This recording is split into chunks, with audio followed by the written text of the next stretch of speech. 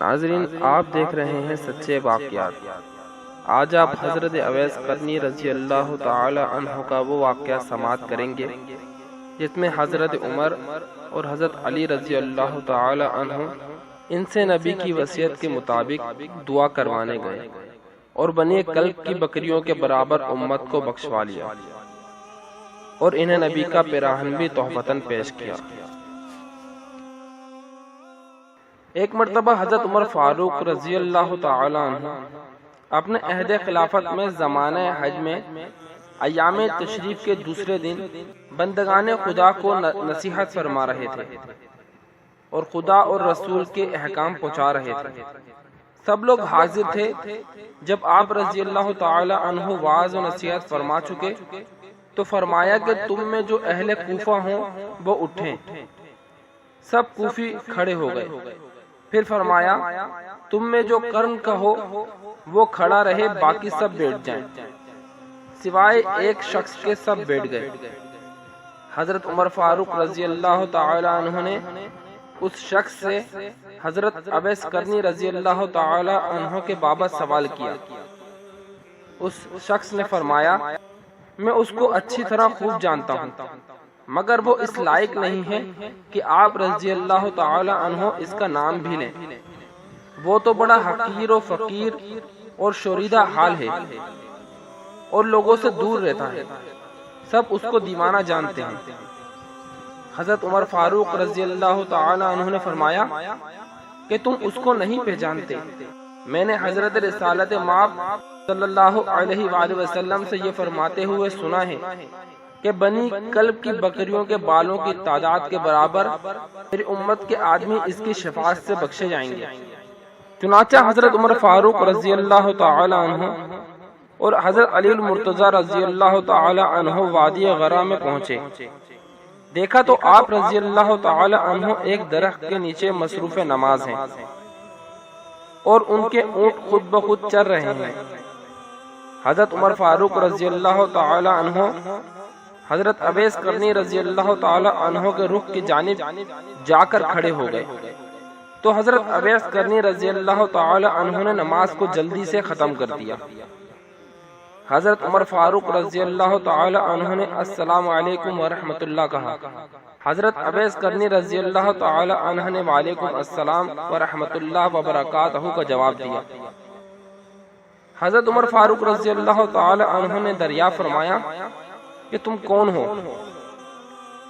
حضرت اویس قرنی رضی اللہ تعالی عنہ نے فرمایا میں اونٹوں کا چرواہا ہوں اور قوم کا مزدور ہوں۔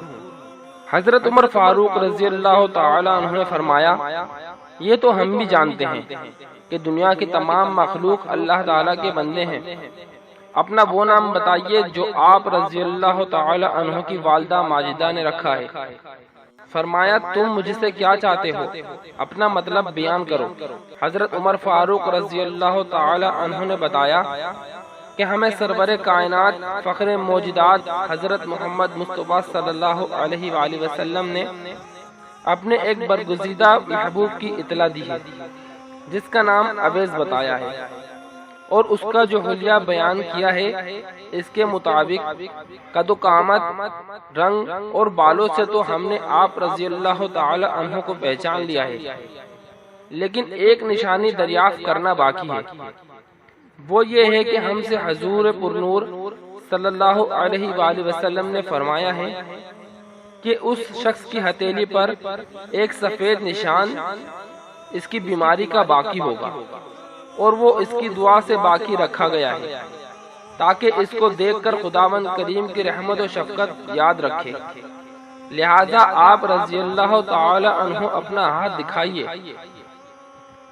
آپ رضی اللہ تعالی عنہ نے فرمایا اور اپنا ہاتھ دکھایا تو واقعی اس پر وہ نشان تھا جس کو حضرت عمر فاروق رضی اللہ تعالی عنہ نے دیکھتے ہی چوم لیا۔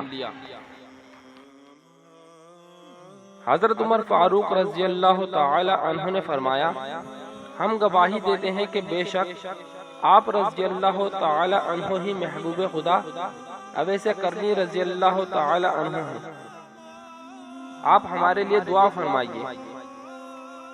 خواجہ اویس قرنی رضی اللہ تعالی عنہ نے فرمایا مسلمان دعا کو صرف اپنے ہی نفس کے لیے مخصوص نہیں کر سکتا، میں بھی ہر نماز کے تشہد میں کہتا ہوں اے اللہ مرد و عورت مومنوں کو بخش دے، پس اگر قبر میں آپ رضی اللہ تعالی عنہ اپنا ایمان سلامت لے جاؤ گے تو میری یہ دعا خود بخود تم کو پہنچ جائے گی۔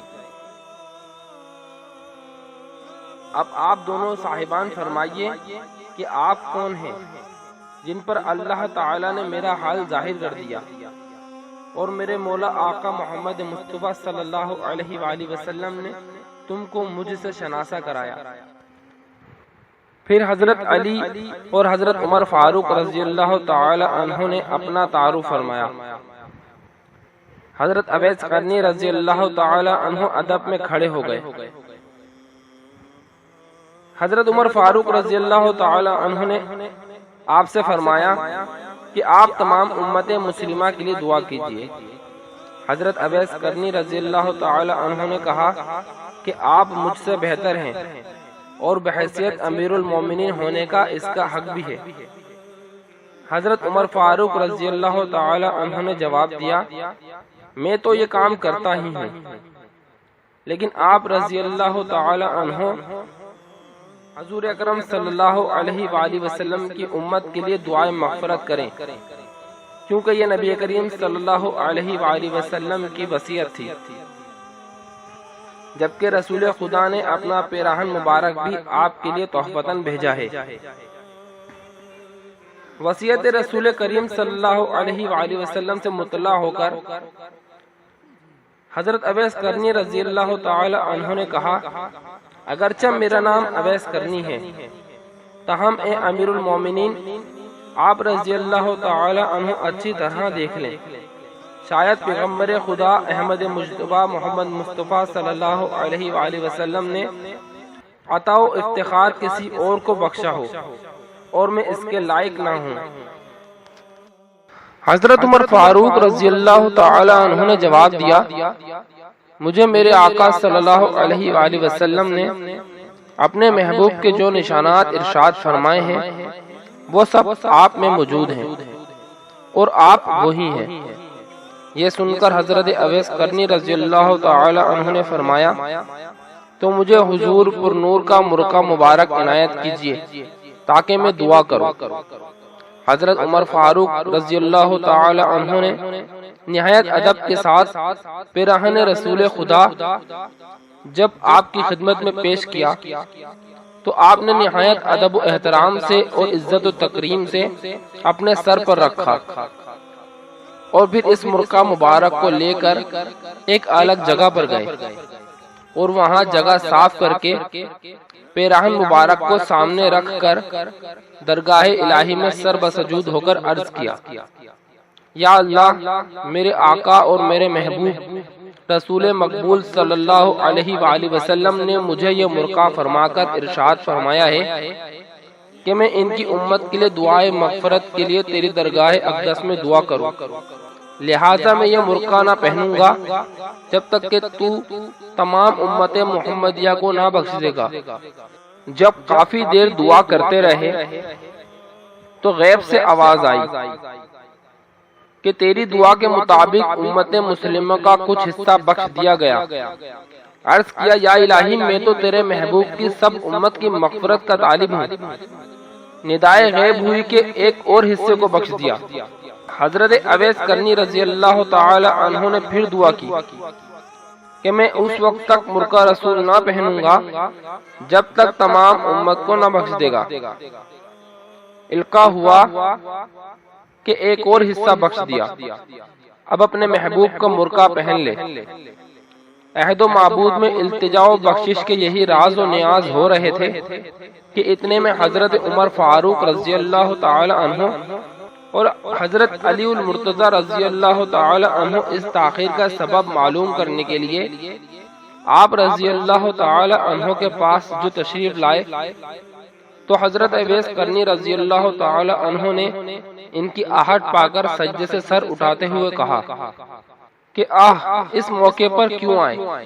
اگر کچھ دیر اور صبر کرتے تو میں جب تک دریائے مغفرت الہی سے سیراب نہ ہو جاتا اپنا سر سجدے سے نہ اٹھاتا، یعنی جب تک تمام امت محمدیہ کو ارحم الراحمین سے نہ بخشوا لیتا، مرقع رسول کو نہ پہنتا۔